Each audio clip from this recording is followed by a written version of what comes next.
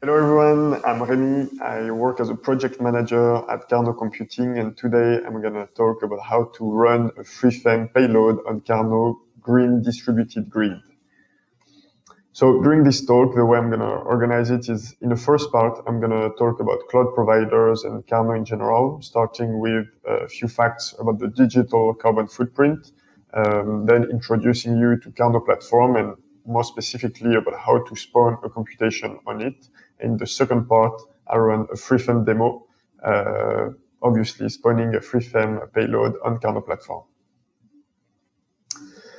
So let's start with Qarnot and some facts about the digital world. So obviously, because it's digital does not mean that it's green. You might know these figures. It's always good to remind them. The ICT sector represents more than 3% of the global carbon footprint. That's actually more than the aviation sector. It's growing extremely fast at a 9% growth rate, which means that in 5 to 10 years, it will be bigger or more, it will represent more emission than the car industry. And what's quite interesting that in all of this, the data centers account for almost 20% of the carbon footprint. So that's quite interesting to focus on the data centers for a moment here. And first of all, I'd like to start back in the beginning of the data centers and how they answered the need that existed and that still exists of the on-premise and of the on-premise infrastructures. So at the time when you didn't have data centers or cloud providers, the only solution you had was to host yourself your infrastructures. That's what we call on-premise. And in this approach, in this paradigm, you have a few issues because first of all, you need to focus on maintenance of data center, which is not necessarily your job. And then you have limited access to this infrastructure, which means that when there is a peak demand in computation, whether you're a researcher or an engineer, you'll have to wait probably hours, maybe days before you can spawn your computation. And the cloud answered this issue. And for all the people that had this type of burst in demand, in computation demand, for instance, at the end of some projects, they can now spawn all of this computation to the cloud directly. So the cloud and the data centers answer this. Here I put some picture of these huge buildings of data center, like this impressive alignment of racks. So here it's AWS and Google, but obviously you have some from a lot more actors, right? So yeah, what I want to insist on is that the data centers fixed this issue and allowed this great improvement that is the cloud. But they also came with a certain number of flaws, and most of them are related to the fact that they use a huge amount of energy. So using a big amount of energy means that you'll have a terrible carbon footprint. That's what we just saw. As a reminder, almost 20% of the whole ICT sector. And also that it costs extra money because all this energy has a cost, right? And so where is this energy spent? First of all, you need to build all this construction, these huge structures that I just showed in the previous slide. Then obviously you need to power the IT, all the servers, all the racks. And because you have such a high density of servers, and these servers generate a lot of heat, you cannot operate them in a room at 60 degrees, for instance. That's impossible because the performance of the servers will decrease. Some of them might crash and the life will get shorter, basically. So you need to cool them. And to give you an order of idea, usually in average, let's say in data centers, you have to spend around the same amount of energy for the IT and for the cooling. So that's really a huge amount of energy, which means a huge amount of carbon footprint and a huge cost. So at Qarnot, we try to come with a different approach, and we force ourselves to only install our infrastructures or servers in places where the heat can be reused. So it can be in houses, it can be in offices, or in warehouses where people work. That means that we don't need to build these new places. As I say, we install our servers in places already built. Then we don't need to cool and to bring some AC to these places because here the heat is not a waste anymore. It's a value for the people, inhabitants living there or working there. And finally, we of course need to power all these servers but this energy would have been used anyway for the heating, right? So thanks to this approach that is quite different and quite innovative, we managed to get a decrease of carbon footprint up to 75%. So that's really huge. And same for the price of our computation, we managed to be up to 4 times cheaper than our competitors. So I mentioned our infrastructures, and here you can see some images of it. I'm gonna discuss them, but quickly.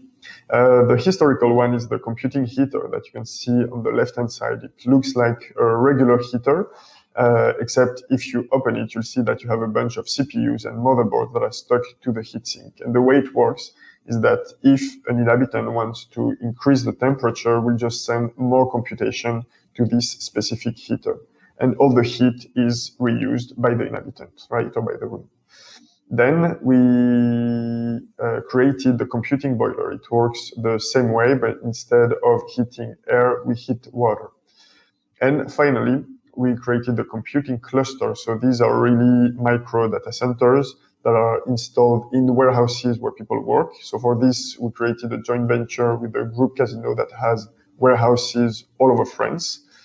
And what's also great about these warehouses is that usually they used to be built with natural gas heating. So when you replace natural gas heating with this IT infrastructure waste heat, you manage to get a really impressive carbon footprint impact by decreasing it, obviously.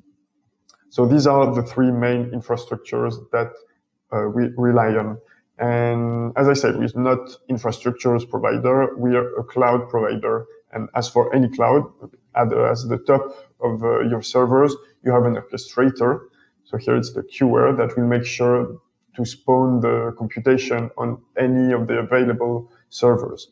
And that's to make sure that the computing user doesn't have to take care of the heating or matching the heating demand, etc. That's our job. The job of the client, of the computing user, is just to spawn their job and to have an answer as fast as possible. Now, if we dig a bit more in the architecture, here you can have a look at it. When you spawn your computation on Qarnot, first it goes to the Qarnot servers. These servers are in a data center, and their job is to check all the available servers below them and to spawn the computation to them. So it goes to the next level, which is the Qbox. Here you're already in the buildings, and the Qbox will do the same thing, checking all the servers that are available below them. It can be a computing heater, a computing boiler, etc. And they will also fetch all the input data that is necessary for this computation and make it available for the server. Then the computation is running, it generates heat that is reused by the building, and the result of the computation is uploaded to the user. So that's how it works. And now, how as a user can you interact with it? How can you run your own computation? So of course, we have an API, and to help the use of this API, we have a series of SDKs in the, let's say, most classical programming languages. So in Python, in C#, in Node.js, and with the command line interface. And we also have a console that is a user interface that you can use to monitor all the computations that you launch, see the one that succeeded, the one that failed. You can have access to all the logs of your computation, the errors. You can check your input data, your output data, etc., etc. So that's a very useful tool. You can also spawn your computation through this interface if you prefer this than a regular script. And the final point that I wanted to discuss is Docker. So I assume most of you know or have heard of this technology, but to put it in a nutshell, it's a containerization tool that allows you to encapsulate your app and all the dependencies in a software. And then you can run your computation in what we call a container that is a very controlled environment, a very flexible environment, and very portable. It means that if a computation runs in a container, it will run the exact same way, whether it runs in my laptop, in my colleague's laptop, or in a cloud provider server. So Docker has a lot of different advantages. There are light containers, so you can transport them very easily, transfer them very easily. They're safe, etc., etc. And another advantage is that you have a huge amount of already available Docker images from which you can create containers. And of course, you have some for FreeFEM, so which is already homemade. You don't have to create one by yourself. You have one for TensorFlow, for Conda, for Blender, for any type of software that you might know or you might have heard of. You certainly have official Docker images that were made by the team. So for instance, the FreeFEM Docker image was made by the FreeFEM team. It's labeled, it's stamped as an official image. And if you want to customize your image, for instance, you can use the FreeFEM image and add a few other libraries and create your own image. And that's also doable, and that's relatively easy to do. Actually, that's what we did, and we're going to see it just after. So that ends the first part. So I hope that you get the main messages that were like introducing the big carbon footprint impact of the digital world, and in this, like the specific role that is played by the data centers, and how Qarnot tried to innovate with a different approach of cloud providing. So now let's focus on how we can spawn a computation on Qarnot with a FreeFEM use case. So this use case is relatively simple. It's just the study of a fluid in a section. I'll share with you the result after. And for this, we'll spawn the computation on Qarnot using the Python SDK. So let's go quickly through this script line by line. And I guess what I want to show here is that it's very simple and straightforward to use. It doesn't add complexity. And the goal here is really that in a dozen of lines, you can spawn your computation and you don't have to spend a lot of time on training on how to use Qarnot, etc. It's really just a few lines, and most of your time you can still spend it on improving your FreeFEM use case. So let's go line by line here. First, I import the Qarnot module. Then I create a connection to the Qarnot API. For this, I can use my secret token or a configuration file. The secret token, you just receive it when you create an account, which is free, and you get like 50 hours just to test the platform. So feel free to register and try it on your own. Then I create a computation. I give it a name. Here, I name it FreeFEM demo ECCOMAS. I give it a profile. Here, the Docker batch profile is the most general one. Profile is actually a Qarnot concept, and in this profile is embedded a bunch of constraints. It can be, for instance, the number of cores you want your computation to run on. It can be the memory you want your computation to have access to, etc., etc. Here, Docker batch is the most classical one. And one is the number of instances of the application. So here we spawn only one computation. So I just put one. No, we didn't mention storage so far, or barely, because it doesn't generate heat, or not a lot. However, it's still indispensable for any computation to have input data. And for this, we created like an S3 storage service. So S3 is a storage standard that is also used by AWS, where basically you need to create buckets when you can store all your data. And here, that's what we're doing. We're creating an input bucket. I call it FreeFEM input. I fill it with data that are available in my local folder that is called FreeFEM resources. And I associate this bucket to my computation. Just to give you an idea, here is the FreeFEM resources, and inside you just have this navier-stokes.edp. And here in the EDP, you have all the details of the case that we're going to run. As you can see, it's a relatively simple one. Now let's move forward. Here I create an output bucket on the same principle. I call it FreeFEM output demo, and I associate this bucket to my computation. Then let's specify with the constants. That's the most important part, the constants of my computation. Here, as I say, I need to choose the Docker image I want. So really here, what I want is to choose the environment in which my computation will run. As I said, it's a FreeFEM use case we want to run, so we need to choose a FreeFEM image. And here, I won't use the official FreeFEM image. Actually, I'm going to use a Qarnot image done for FreeFEM. We made it in collaboration with FreeFEM, actually, and just to make it a bit optimized for Qarnot Cloud Provider. And it's, of course, based on the official FreeFEM image. Then we specify the tag, so the version of this image is we just take the latest. We specify the host, so here it's a bit specific. We choose the local host just to avoid having too much logs. And maybe the most important line, we have to specify the command that we want to run in your container once it's deployed. And here it's really the regular command that you would have used to run your FreeFEM job locally, for instance. So you probably recognize it using ffmpI run on 4 processes. We take the navier-stokes.edp as a parameter. And maybe what's important here, for having a nice view and nice visualization, I'm going to generate an ffglut output that I can show that I can show just after. And finally, we can submit our task now that everything is filled. So that's actually what I'm going to do right now. I switch to the command line and I execute this run.py. Okay, now let's switch to the console.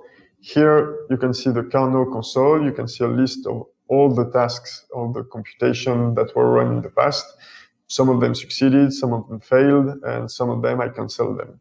And you can also see the task, the computation that I just created. So as mentioned, it's called FreeFEM demo ECCOMAS. You can see its status, it's being dispatched right now.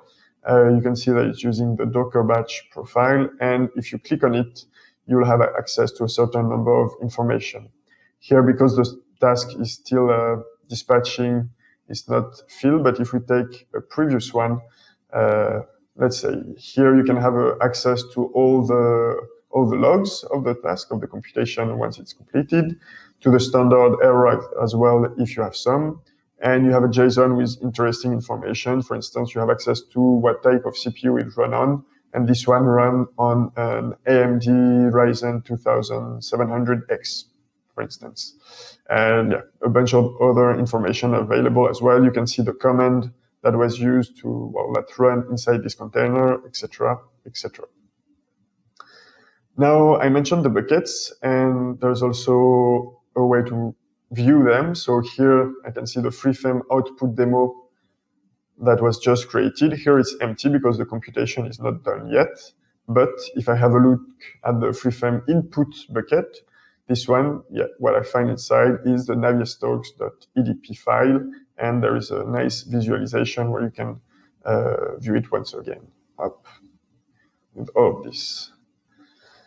So now let's come back to the task. So I ran it before, so I know that it takes a few minutes, and I don't think it's necessary to wait for it to be completed, and especially because actually I just stored the results so that I could share it with you with ffglut. So remember, I mentioned that I wanted to generate an ffglut output so that I can share it with you in a nice way.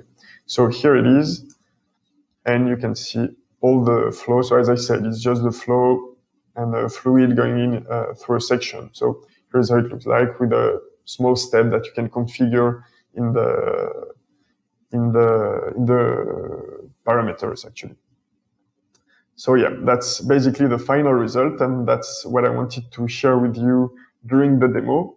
And I hope it was clear about how it's possible and easy to launch a FreeFEM computation on the Qarnot platform, so that the heat generated by the computation can be reused in houses, in offices, or in warehouses where people work. Thank you very much for your attention. I've been very glad to have this discussion with you, and I'd be very happy to answer all of your questions.